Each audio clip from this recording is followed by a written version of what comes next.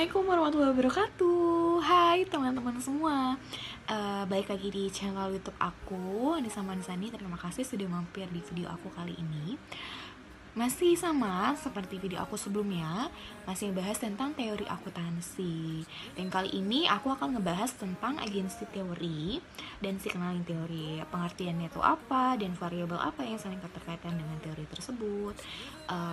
Ini seperti biasa aku rangkum dari buku dosen aku, masih sama bukunya, masih yang ini karena ini pedomannya ketika aku belajar di kampus. Dan aku dapat tugas untuk ngejelasin video ini. Langsung aja ya pengertian dari agensi teori. Langsung aku jelasin. Guys, menurut teori keagenan, salah satu cara yang diharapkan dapat menyelaraskan tujuan prinsipal dan agen adalah melalui mekanisme pelaporan. Informasi merupakan salah satu cara untuk mengurangi ketidakpastian, sehingga memberikan akuntan peran yang penting dalam membagi risiko antara manajer dan pemilik. Einstein Hart menyatakan bahwa teori keagenan menggunakan 3 asumsi sifat manusia, yaitu manusia pada umumnya mementingkan diri sendiri, manusia memiliki daya pikir terbatas mengenai persepsi masa yang akan datang, dan manusia selalu menghindari resiko. Agen mempunyai lebih banyak informasi mengenai kapasitas diri, lingkungan kerja, dan perusahaan secara keseluruhan. Sedangkan prinsipal tidak mempunyai informasi yang cukup tentang kinerja agen. Ketika tidak semua keadaan diketahui oleh semua pihak, dan sebagai akibatnya ketika konsekuensi tertentu tidak dipertimbangkan oleh pihak-pihak tersebut, hal ini mengakibatkan adanya ketidakseimbangan informasi yang dimiliki oleh prinsipal dan agen. Dan ketidakseimbangan ini disebut asimetri informasi atau information asymmetry.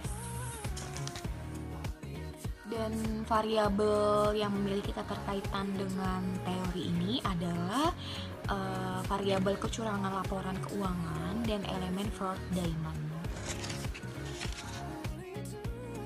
Dengan adanya tidak keseimbangan informasi yang disebabkan karena konflik kepentingan antara agen prinsipal dapat mendorong para agen atau pihak perusahaan untuk melakukan suatu kegiatan yang menyembunyikan sejumlah informasi yang seharusnya diketahui oleh para prinsipal.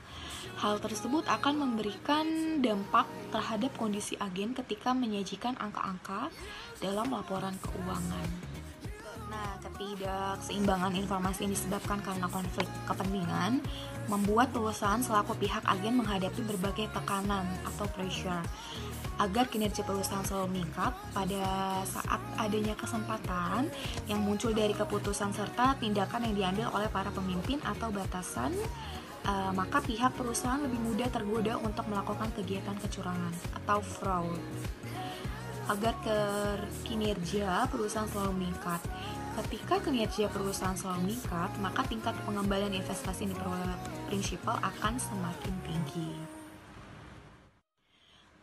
Dengan adanya pihak-pihak yang berada di lingkungan yang cukup menekan pihak agen, membuat pihak agen merasionalisasikan atau menganggap tindakan yang melakukan sebuah kecurangan atau fraud tersebut tindakannya memanfaatkan posisinya yang dapat mempengaruhi orang lain untuk memperlancar tindak kecurangannya.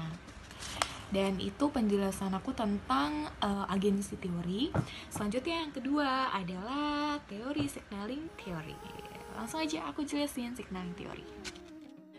Dalam teori signaling ini dikemukakan oleh pihak eksekutif perusahaan akan memiliki informasi yang lebih baik dan cenderung untuk memberikan informasi tersebut kepada calon investor. Adanya informasi berupa good news atau berita bagus yang dimiliki perusahaan terkait dengan prospek di masa yang akan datang diharapkan dapat meningkatkan harga saham perusahaan. Secara garis besar, ketersediaan informasi erat kaitannya dengan signaling teori.